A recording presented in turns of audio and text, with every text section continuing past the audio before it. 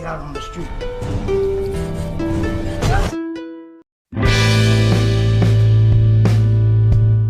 Assalamualaikum warahmatullahi wabarakatuh. Sampurasun Maria Sadaya. Welcome to selamat datang di Pas Mobi Channel ya. Gimana kabarnya tuh hari ini? Pada sehat? Syukur tuh kalau pada sehat mah ya. Oke, seperti biasa langsung aja pada intinya langsung aja. Nah, di video kali ini Pas Mobi akan merangkum atau membahas alur cerita film yang berjudul yang dirilis pada tanggal 3 Mei 2004 di Festival Film Trabika. Sedangkan di Amerika Serikat tayang pada tanggal 4 Agustus 2006. Nah, di film kali ini menceritakan seorang wanita muda yang tak sengaja membunuh ayahnya saat ia dipaksa untuk bercocok tanam. Lalu ia pun dimasukkan ke dalam sebuah penjara yang dimana di situ terdapat penjara para wanita. Namun di situ ia malah disiksa dan dipaksa tanam benih dan adu serabi lempit dengan beberapa wanita les biola dan bapak-bapak kepala penjara di situ. Nah, bagaimana kelanjutan ceritanya? Tonton terus ya. Dan seperti biasa, buat yang belum subscribe, sok atuh di subscribe dulu dan nyalakan lonceng notifikasinya biar saya lebih semangat lagi bikin konten-konten seperti ini. Stay tune and selamat menyaksikan.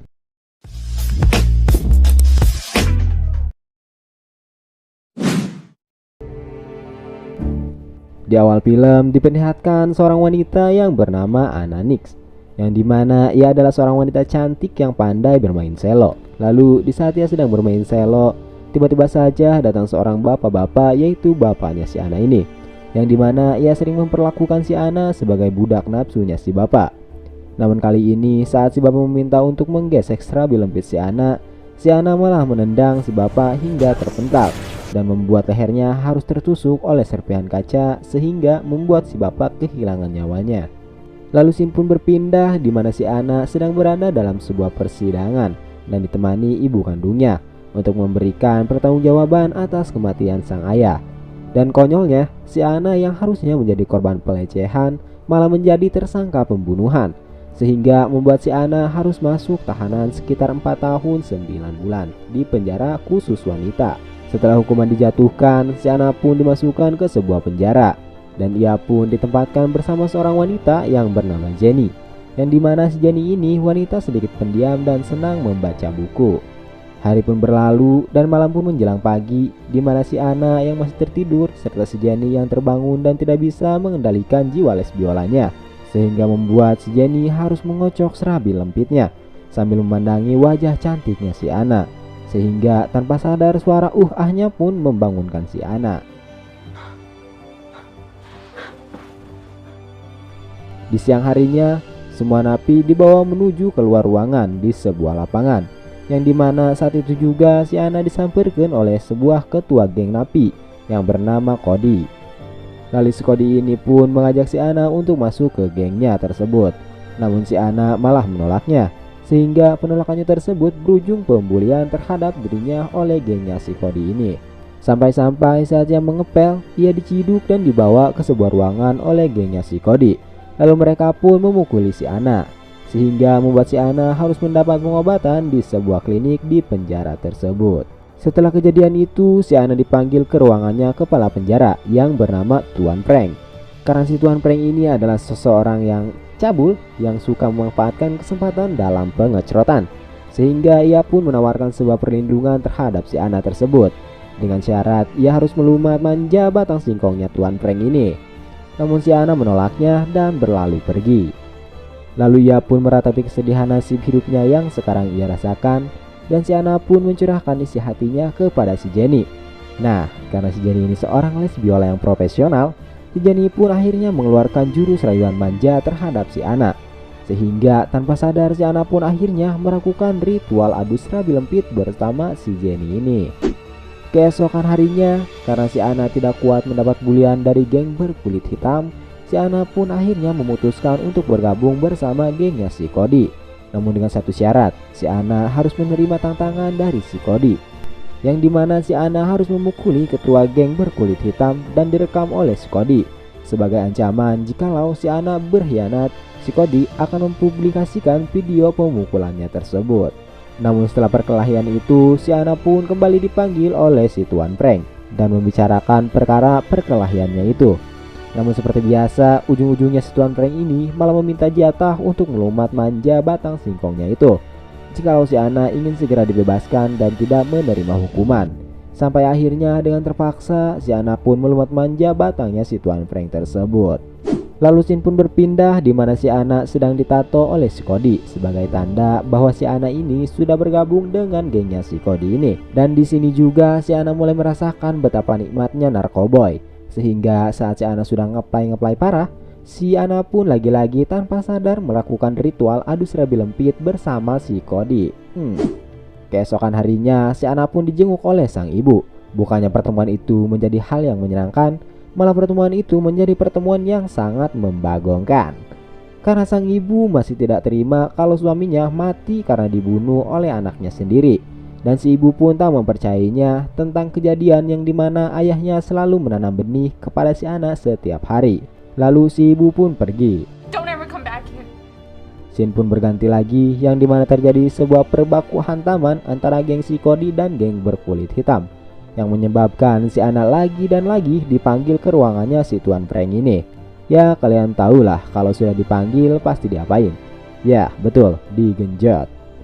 Namun sebelum melakukan ritual tersebut, si Ana diberikan sebuah narkoboy agar si Ana lebih ngalem saat dilakukan ritual tanam benih.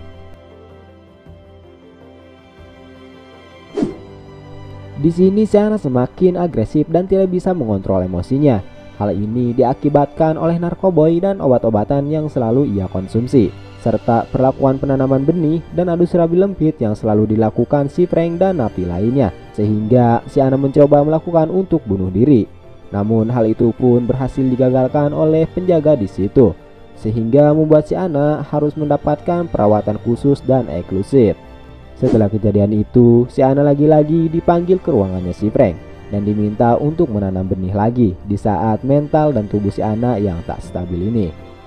Karena muak dengan perlakuan si Frank dan napi lain terhadapnya, si Ana pun mencoba mengadukannya kepada perawat di penjara tersebut.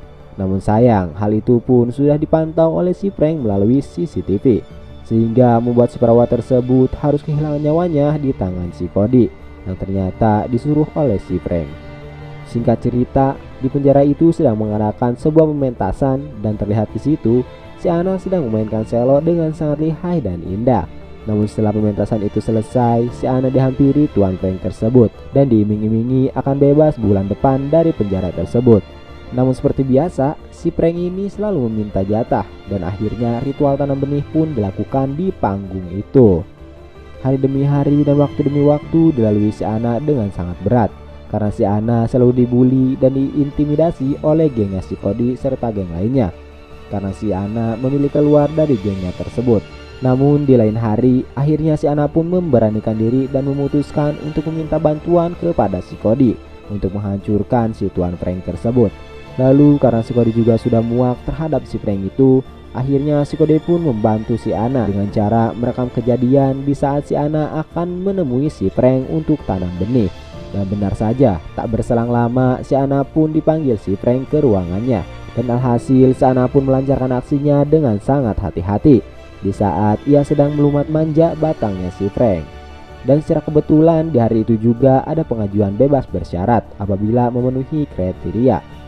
Lalu si Ana pun diajukan beberapa pertanyaan tentang kehidupan di penjara. Dan pada saat giliran si Frank berbicara, si Frank malah menjelek-jelekan si Ana dan tidak membelanya sama sekali, demi si Ana tetap tinggal di penjara lebih lama lagi. Namun sebelum petugas menolak pengajuan bebas bersyarat tersebut, si Ana langsung menunjukkan rekaman pelumatan batangnya si Frank itu.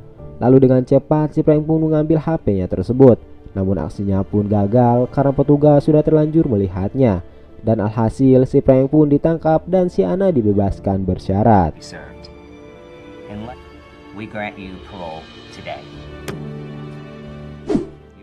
Dan pada saat si Ana keluar dari penjara itu, ternyata sang ibu sudah menunggunya di depan penjara dengan penyesalan yang amat dalam karena ia selalu membela suaminya yang bejat itu dan tidak mempercayai si Ana. Dan di sini akhir diperlihatkan si Ana yang sedang pentas bermain selo dan disaksikan sang ibu. Dan film pun tamat.